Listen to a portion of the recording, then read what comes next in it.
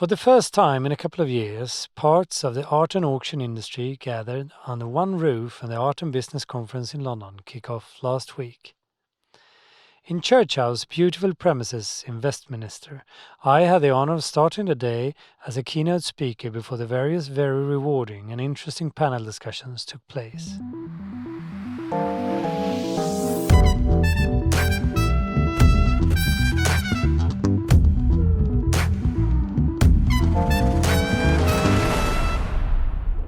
Founded in 2014, the Art Business Conference is the leading global platform for the discussion of key issues in today's art market. The one-day conferences are held 3 times a year in the leading art hubs in the world, London, New York and Shanghai. At every opportunity, the authorities of the art world gather, collectors and gallery owners, to insurance companies, investors and staff from auction houses and the art trade to share or soak up insights from the art and auction industry. In this year's edition, everything from sustainability and the art world and the latest and most significant changes to create a trend shift when it comes to what and how we consume were discussed. Transport and shipping is undoubtedly an extremely hot potato for the industry, which has become increasingly global in recent years, not least through the large and many fairs around the world. At the same time, more and more people seem to be highly aware of the problem, and many large and small players are working together to find common solutions to today's problems. All participants in the first panel debate are living proof that the issue is really being taken seriously. Both Chris Bentley from the insurance company AXA XL, Tom Woolston from the auction house Christie's, and Morgan Pruce, sustainability manager at the digital logistics service Convelio, were together with Cleona Murphy from one of the world's leading galleries, with 17 galleries worldwide, House and Worth, agreeing that it's about working together to achieve the goals. The second panel debate of the day concerned the development of the very vital African art scene, a growing market that has developed enormously in recent years and that has attracted an enormous amount of interest, but also offers some fairly extensive challenges that few of us on this side of the globe can imagine. The highly experienced and knowledgeable panel, moderated by Ama Rose Abrams, spoke about the African continent's geographical and cultural differences between the 54 countries that make up the continent. Not least, they all testified to an in many ways immature art scene and art market where the lack of infrastructure affects both supply and demand, but at the same time they agreed on the power of the fantastic energy that the African art scene offers, with enormous potential, above all from artistic perspective. An energy injection was given to the audience by Stacey McCormick, the gallery owner who founded Fair Art Fair during the pandemic, an artist-centered community and world-first digital platform where you can chase your practice, curate an exhibition, build your collection, or just experience standout peer-validated work, and with 0% commission on purchases. By subscribing, you become part of a circular economy supporting an entire community. The injection continued with presentations by Smartify, a personal virtual curator, and Rebecca Fine from Athena Art Finance, financing solutions for the global art market. Then it was time for perhaps the hottest topic in the art industry since last year, when NFT artist Beeple's artwork, Every Day's The First 5,000 Days, sold for nearly $70 million at Christie's. NFTs at the intersection of the art world was today's headline, and there's no doubt that we are just on the threshold of something revolutionary, but what is to come was probably all agreed that is too early to say. But that it comes as a tsunami when the younger generations who are already moving in digital communities and are used to gamifications are entering the art market, everyone was in agreement. The day was led exemplary by Melanie Gerlis, the weekly art market columnist for the Financial Times and previously art market editor for the art newspaper. To use your own words, I felt like we have experienced a microcosmos from the art and auction world. What is your takeaways from the Art and Business Conference in London this spring? Well, one of my takeaways is actually how much people wanted to see each other again, and how much we all wanted to be in real life talking about things that we're doing virtually, which is fascinating. How do you think the principles on environmentalism should be tackled in art? Because that was obviously one of the topics that we discussed today. I think the really good point that they made was that some of these bigger companies, so we had a speaker from Christie's, we had someone from Hauser and Wirth, they have quite a lot of purchasing power. And if they really want, they can persuade their insurers, their shippers, all their clients to behave in a more ethical and sustainable and responsible way. I think once it starts from there, you're going to see the whole market listen. The other interesting question is whether or not collectors want, where is the demand coming from in the first place? Yeah. And you talked today, and lots of other people talked about the power of the millennials and how significant they are now in the market. If they really care as much as I think they do about the environment, I think we're just going to see little things changing. Yeah, step by step. Yeah. I think also it's interesting to understand, because in one way I think we are actually operating in the most sustainable business there are, because we're selling on the secondary markets. It's already produced, we kind of take care of it and find new buyers and new generations for the items. But what we saw here today was also that it is about the shipping. That's the major thing, isn't it?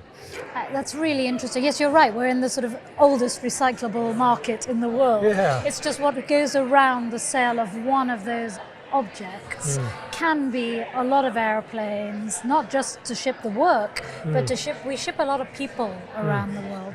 And it was interesting, the representative from Christie's was saying actually when we were in lockdown, they were carbon neutral. And he was like, Yeah, but exactly. you know, so it makes you realize. Yeah, true. Should artists try to teach something to the public when it comes to environment, do you think? I think artists have always shown us something a little ahead of time. I don't think they should tell us what to do. I don't think they, should be overtly political.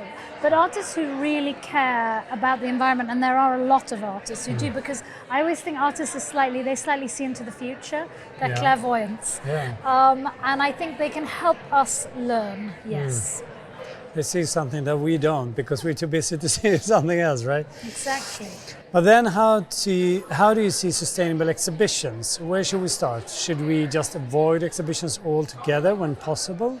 Or is it about the shipping or fewer exhibition and fairs? I think all of the above. I mean, I think, if you're an art fair in a temporary tent, for example, and you are essentially building a village for 5 days, you might want to think about using a building that already exists instead. And again, as we were saying, it's baby steps.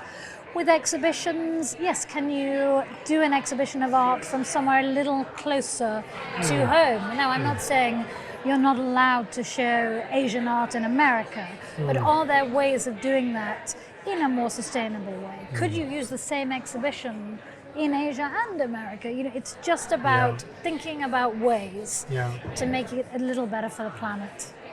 I'm also thinking about actually the shipping, because if you plan your shipping, you can do it by boat, and as we saw here today, that was much better for the carbon footprint, obviously, to ship it with a boat. Yes. So I guess also if we can have more patience and planning. I think I remember a dealer a couple of years ago saying to me, the problem is we've just finished one art fair and we suddenly have to do another one a week later. The only way to get our art there is by plane.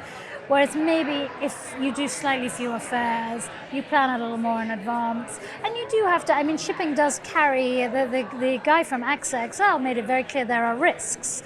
Things can just get shoved to another bit of the ship. But if you can plan in advance and find an art logistics company that is on top of it, it sounds like even the assurers are comfortable. Yeah. Speaking of end-user behavior, we know we are now faced with, luckily so, with a younger audience that grow up with the internet and don't shy away from bidding across borders. How do we meet that increasing demand, according to you? The demand for this new audience coming into the business, I'd say. Yeah, I mean, the art market is always thrived on the fact that there's more demand than supply. Yeah. So maybe we keep it that way. That's a simple solution, isn't That's it? it, Yeah. exactly. But there was one thing that in the NFT discussion that I thought was very interesting, and we came back to that all the time, and that was about the community. I mean, the auction houses and the art world has had their own communities, like this kind of community, kind of. But now they're talking about different new communities, and also what a tweet by someone can actually have for an effect on the art market and the prices in the art market, rather than an auction house saying that we have an auction now on Monday. Would you like to come? Yeah. I think it's fascinating. I think what is fascinating is this, our old style community, if you like. We're a little bit frightened of the new style community. And the new style community is a bit resentful of us, but I think we all need each other. And gradually what we're doing is breaking down some of these barriers. NFTs, there's a lot of language I don't understand, and whether it's Discord or gamification, or we just have to learn a little bit. Yeah. And then they have to learn a little bit about us. Exactly, our wisdom and the young people's behavior, right? Exactly.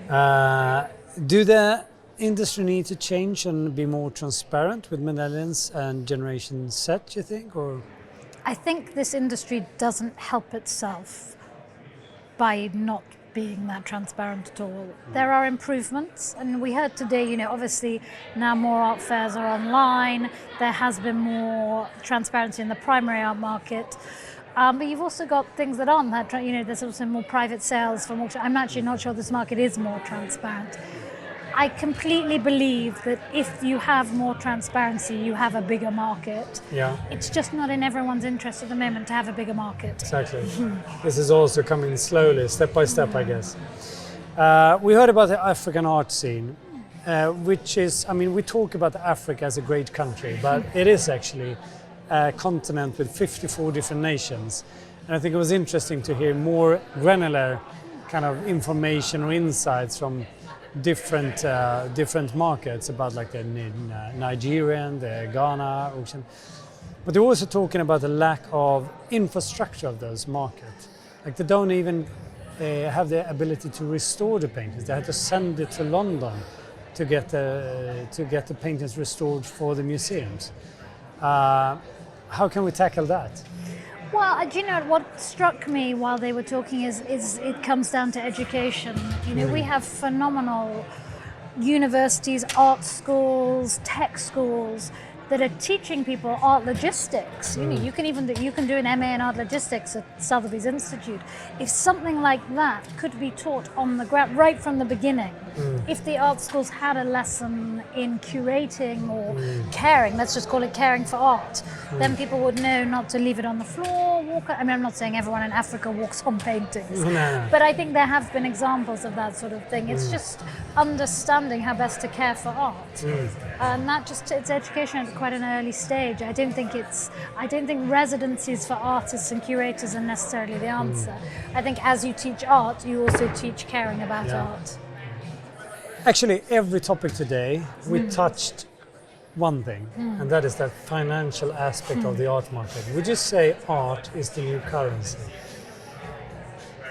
I think art is a currency. Art is a currency, and it's less, I understand it more than cryptocurrency. That's definitely a cryptocurrency. It's a currency. It has a worth. Now, that worth may not always be financial. There's cultural worth. There's soft culture and the importance of that in politics. Art is definitely a currency. Yes, it is true that art has become an even larger business, and art has become an increasingly attractive currency in recent years. If you believe the key findings from Barnaby's latest report that initiated the day of the Art Business Conference in London, only more and more people will enter the game, especially when the attractive demographics of value spenders, millennials, enter the art and auction market.